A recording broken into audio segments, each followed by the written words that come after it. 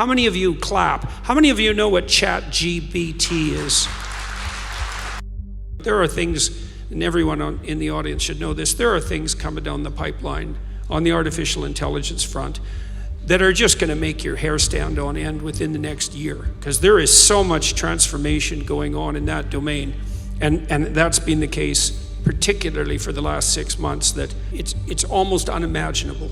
I figure a third of the universities will go broke in the next 5 years. So I'll tell you what ChatGPT is, just so you know, because you need to know this. And I don't know what sort of technological revolution this is. It's smarter than you. This is a big deal. So this AI system, it's a general language processing model, was released about a week and a half ago. And I went and interacted with it. It's an AI system, artificial intelligence system. It basically is trained on, well, a massive corpus of spoken or of text. So it's derived its models of the world from the analysis of human speech, essentially. It isn't using real world data yet, but that will be happening certainly within the next year. And ChatGPT analyzes a very large corpus of text, and that corpus is growing all the time. Now, it's already sophisticated enough. I went on to it last week and I said, okay, some of you know I've written these books, 12 Rules for Life, and then Beyond Order, 12 more rules, because, you can't have enough rules. And I asked it, this is what I asked it to do. I said, write me an essay that's a 13th rule for Beyond Order, written in a style that combines the King James Bible with the Tao Te Ching. That's pretty difficult to pull off, Any one of those things is hard. The intersection of all three, that's impossible. Well, it wrote it in about 3 seconds, 4 pages long, and it isn't obvious to me, for better or worse, that I would be able to tell that I didn't write it. Right, and okay, and that's pretty impressive, but the fact that it could do that grammatically perfectly, right, and quite impressive philosophically. I also had it write an essay on the intersection between the Taoist version of ethical morality and the ethics that are outlined in the Sermon on the Mount, which it just nailed, got that dead right, brilliant. Again, it took it about 3 seconds. There was a computer engineer who purported to work for Tesla. He asked ChatGPT, he said, look, I work for Elon Musk, but I haven't been doing much for the last week, so I need you to write me 10 bullet points about what I probably would have done as a engineer at Twitter. What 10 things did I do last week that were productive and valuable? And if you don't mind, write me the accompanying computer code that goes with each project. And it did that too, 3 seconds, and the computer code works.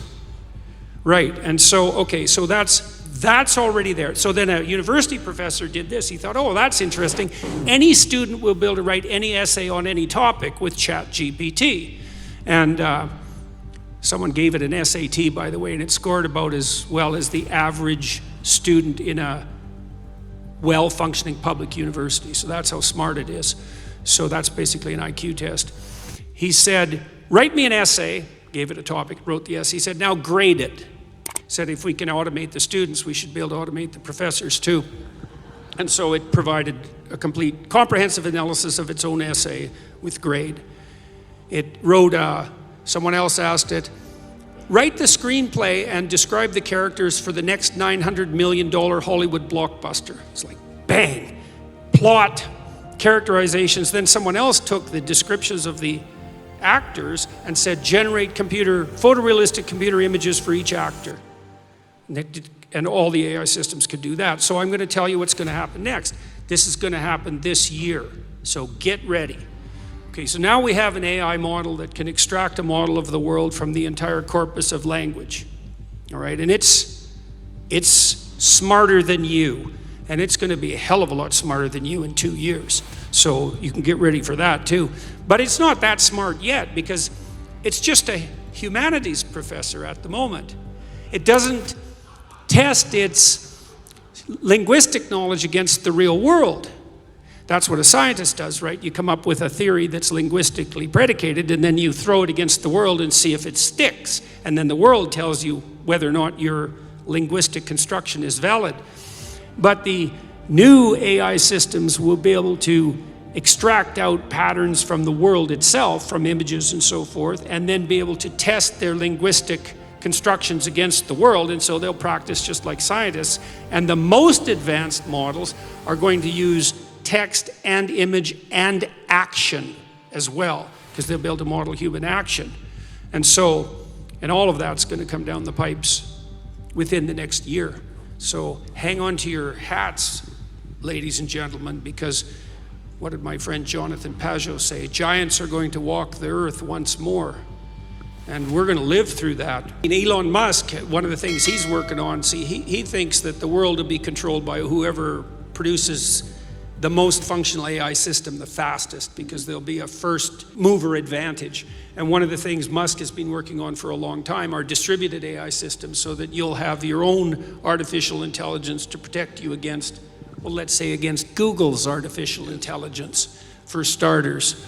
Yeah, or the CCP's artificial intelligence, because you can bet your hat they're working on that about as fast as they possibly can.